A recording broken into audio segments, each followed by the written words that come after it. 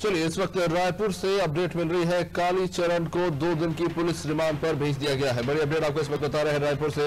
आज न्यायिक magistrate court में पेश किया गया था कालीचरण, जिसे आज ही सुबह 3 बजे गिरफ्तार करने के बाद अभी शाम को मजिस्ट्रेट कोर्ट में पेश किया गया था और अब पुलिस रिमांड पर भेज दिया गया है कालीचरण को। पुलिस को 2 दिन की कस्टडी मिली है। एमपी के खजुराहो से आज गिरफ्तारी के बाद कालीचरण को कोर्ट में पेश किया गया था।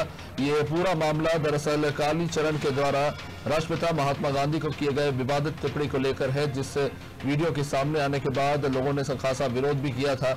इसी बीच छत्तीसगढ़ राज्य की पुलिस ने कालीचरण को गिरफ्तार किया और गिरफ्तार करने के बाद आज अभी कुछ ही देर पहले कोर्ट से जानकारी मिल रही है कि 2 दिन की पुलिस रिमांड पर कालीचरण को भेजा जा चुका है। हालांकि अभी भी गिरफ्तारी को लेकर कालीचरण के समर्थक जो है इसका विरोध कर रहे हैं।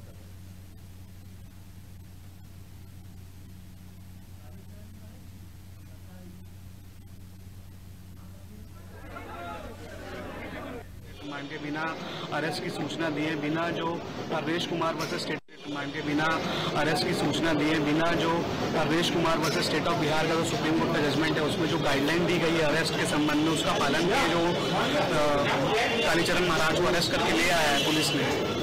मुख्यतः तो दलील वही थी कि जो अरेस्ट का जो प्रोसीजर है वो फॉलो नहीं किया है पुलिस ने, प्रशासन ने। और फिर मैरिट्स में जो दलील थी वो ये थी कि जो उनका भाषण है वो 2 गुटों को आपस में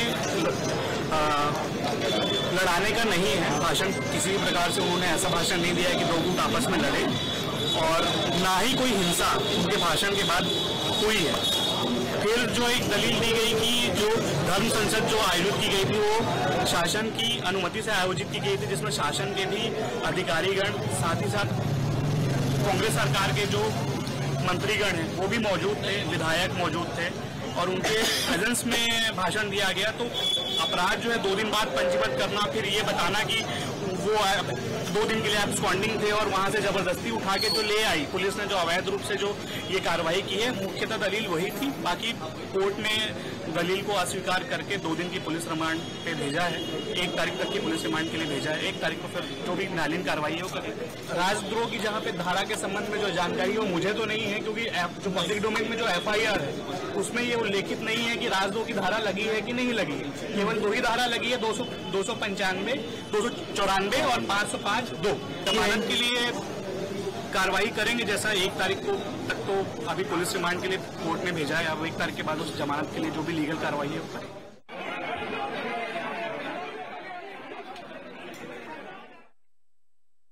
वकील जिन्होंने विस्तृत रूप से बताया कि आखिर किन धाराओं के तहत कालीचरण को गिरफ्तार किया गया और तमाम तरीके की दलीलें बचाव पक्ष के द्वारा रखी गई। हमारे साथ हमारे संवाददाता भोजेंद्र इस वक्त जुड़े हुए हैं। न्यायालय में आज काफी ज्यादा भारी भीड़ देखने को मिल रही है। भोजेंद्र, अभी जानकारी मिली है कि कालीचरण को 2 दिन की पुलिस रिमांड पर भेज दिया गया है। क्या कुछ दलीलें रखी गई बचाव पक्ष के द्वारा और क्या कुछ जानकारी मिल रही है इस वक्त? जी, अब तक बता दूं कि लगातार जो 26 दिसंबर के बाद से जो धर्म संसद हुआ था उसके बाद छत्तीसगढ़ की राजनीति में भूचाल आ गया था। लगातार कई तरह की बातें सामने आ रही थी।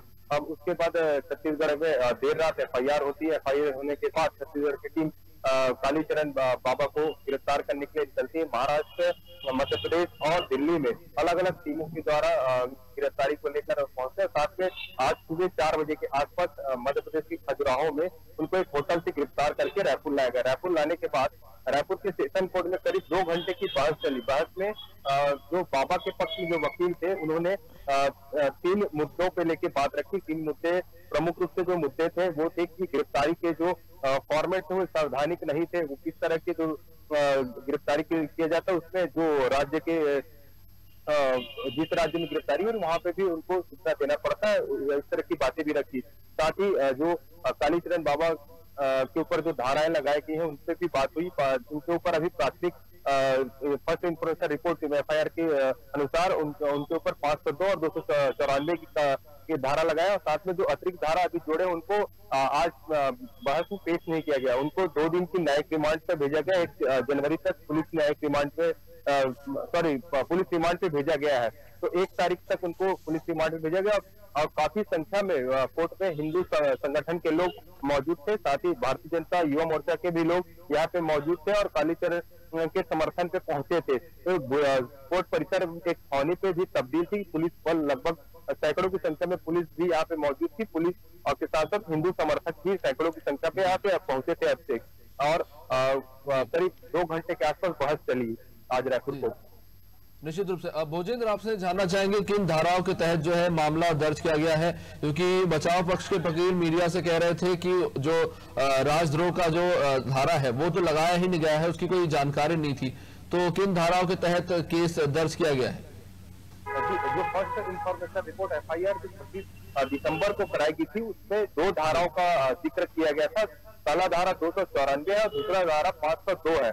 तो इन धाराओं के तहत कार्रवाई करनी थी। बाकी जो धाराएं आज की तारीख पे लगी है, उन धाराओं को लेकर अभी कोर्ट में पुलिस ने किसी तरह की बात नहीं रखी। जो FIR की कॉपी थी उसी पे 2 धाराओं का मेंशन था, उसी पे जो बाबा के वकील थे उन्होंने बहस किया और उनको अभी तक राजद्रोह का जो मामला था उस मामले पर अभी तक किसी तरह की जानकारी नहीं मिली है। भले पुलिस के प्रेस नोट पे राजद्रोह के मामले की जानकारी मीडिया को दी है, लेकिन ये जो राजद्रोह का मामला था वो कोर्ट में पेश ही नहीं किया गया। ये बड़ी चीज है कि अभी खाली 2 ही बातों को लेकर और उनको पुलिस रिमांड पे 2 दिन के लिए भेज दिया है। पुलिस अब बाबा कालीचरण से पूछताछ करेंगे, उसके बाद 1 तारीख को देर शाम तक फिर उनको कोर्ट में पेश किया जाएगा। चेतना ठाकुर मजिस्ट्रेट थे जिन्होंने उनको 1 तारीख तक के लिए पुलिस रिमांड के लिए भेज दिया गया है। जी, बचाव पक्ष कई तरह के तर्क दे रहा था, इसमें एक और तर्क ये भी दिया गया जो धर्म संसद आयोजित हुआ था वो प्रशासनिक अनुमति के तहत हुआ था और उसमें कांग्रेस के भी कई नेता मौजूद थे जब ये सब हो रहा था। तो कहीं ना कहीं बचाव पक्ष की जो वकील है वो ये कहने की कोशिश कर रहे थे कि ये पूरा मामला राजनीति से प्रेरित है, क्योंकि 2 दिन बाद मामला दर्ज किया जाता है घटना के। क्या कुछ इसको लेकर हो रहा है इस वक्त? जी, अब तक पूरा बता दो, पूरा मामला था जो धर्म संसद को लेकर, तो दोनों राजनीतिक पार्टियां इस कार्यक्रम में सम्मिलित हुए थे। साथ ही उनके वकील का कहना यह भी है कि ये जो बात वहां पे की गई थी वो किसी विशेष धर्म या समुदाय को लेकर नहीं किया गया था, कोई हिंसात्मक बात भी नहीं किया गया था या उस बयान के बाद कोई हिंसा भड़की थी। तो इस सारे मुद्दों को लेकर उनके वकील ने भी बात रखी और साथ ही कहा कि ये किसी धर्म या 2 गुटों के बीच लड़ाई कराने के लिए ये भाषण नहीं दिया गया था, ये उद्बोधन नहीं दिया गया। तो ये इस तरह की सांप्रदायिक चीज नहीं है, इसको लेकर उनके वकील शरद मिश्रा ने बात रखी है कोर्ट। जी, निश्चित रूप से जिस तरह से भोजेंद्र गिरफ्तारी हुई कालीचरण की, इसको लेकर बचाव पक्ष के वकील भी कह रहे थे कि मेरिट नहीं है केस में क्योंकि गलत तरीके से गिरफ्तारी हुई है। क्या बचाव पक्ष की इस दलील को लेकर कोर्ट की तरफ से कोई टिप्पणी आई है? पुलिस की जो पूरी कार्यप्रणाली रही है इस पूरे मामले में जिस तरह से कालीचरण की गिरफ्तारी हुई? जी, निश्चित तौर पर अब तक पुलिस की जो कार्यप्रणाली थी, पुलिस ने जो मध्य प्रदेश की पुलिस को इत्तला भी नहीं किए थे और वहां पे उनकी गिरफ्तारी करके आई है। और साथ ही मध्य प्रदेश के गृह मंत्री नरोत्तम मिश्रा का भी बयान आया कि मध्य प्रदेश पुलिस को इन्फॉर्म भी नहीं किया था और वहां से गिरफ्तारी करके लाया और असंवैधानिक है, आपत्ति उनको। तो ये एक बड़ा मामला बनेगा। अभी कोर्ट में उनको ये बात उनके वकीलों के द्वारा रखा भी गया था और अभी उसको कोई टिप्पणी या पुलिस की तरफ से कोई जवाब इस मामले को लेकर अभी नहीं आया अब तक।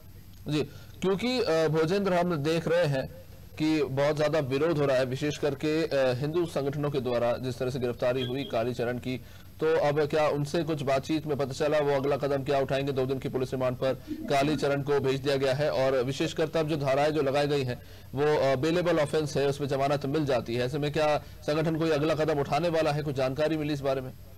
अभी तक हिंदू संगठन की ओर से कोई कदम या कोई जानकारी सामने नहीं आ रही कि 2 दिन आने वाले 2 दिनों में क्या करेंगे। लेकिन एक बात आपको बता दूं अब तक कि जिस थाने में उनको ले जाया जाएगा उस थाने के आसपास हिंदू संगठन के लोग मौजूद रहेंगे। उनकी FIR तो रायपुर के टिकरा पारा में दर्ज हुई, लेकिन रायपुर सूत्रों की माने तो रायपुर टिकरा पारा में कालीचरण महाराज को लेकर नहीं जाएंगे। साथ ही उनको रायपुर किसी आउटर ग्रामीण थानों पर ले जाकर उनको रखेंगे जानकारी के मुताबिक। और अभी फिलहाल जो टिकरापारा थाना का माहौल काफी गर्म है, वहाँ पे हिंदू संगठन के लोग लगातार पहुंच रहे हैं अब से। जी भोजेंद्र, जैसा कि आज हमने देखा कि मध्य प्रदेश के गृह मंत्री नरोत्तम मिश्रा ने इसे इंटर स्टेट जो प्रोटोकॉल्स है उसका उल्लंघन बताया था, तो इसको लेकर क्या राज्य सरकार की तरफ से कुछ बयान सामने आया है? हालांकि सीएम भूपेश बघेल इसको लेकर पहले ही टिप्पणी कर चुके हैं, लेकिन क्या इसको लेकर भी कोई जवाब सामने आया है अन्य नेताओं से, गृह मंत्री से? जी निश्चित तौर पर मुख्यमंत्री भूपेश बघेल का बयान तो सुबह ही आ गया था कि ये जो इंटर स्टेट प्रोटोकॉल का उल्लंघन किया है, जिसको लेकर मध्य प्रदेश गृह मंत्री नरोत्तम मिश्रा का बयान है, तो उसके बाद छत्तीसगढ़ के मुख्यमंत्री भूपेश बघेल का बयान है और छत्तीसगढ़ के गृह मंत्री ताम्रध्वज साहू का भी बयान है कि इसमें कोई किसी तरह के प्रोटोकॉल का उल्लंघन नहीं हुआ है। राज्य सरकार ने अपना पक्ष रखा है अब तक कि छत्तीसगढ़ के पुलिस के द्वारा किसी तरह के प्रोटोकॉल का उल्लंघन नहीं हुआ है। निश्चित रूप से बहुत बहुत शुक्रिया भोजेंद्र विस्तृत जानकारी देने के लिए। तो अब 2 दिन की पुलिस रिमांड पर भेजा जा चुका है कालीचरण को उनके विवादित बयान के कारण। हालांकि बचाव पक्ष ने अपनी तमाम दलीलें रखी जरूर, लेकिन कोर्ट ने उन्हें 2 दिन की पुलिस रिमांड पर भेज दिया है। इस वक्त हालात काफी ज्यादा चिंताजनक है और तनाव काफी ज्यादा बढ़ चुका है। जहां पर जिस जेल में उन्हें रखा जाएगा, पुलिस वहां की सिक्योरिटी बढ़ाने की तैयारी में है। वहीं दूसरी तरफ हिंदू संगठन लगातार इस गिरफ्तारी का विरोध कर रहे हैं। विशेषकर जिस तरह से गिरफ्तारी हुई है उसको लेकर मध्य प्रदेश सरकार तो पहले ही आलोचना कर चुकी है। छत्तीसगढ़ में भी विपक्षी दल इस गिरफ्तारी को लेकर काफी ज्यादा हमलावर है। 2 दिन की रिमांड पर भेजा जा चुका है कालीचरण को।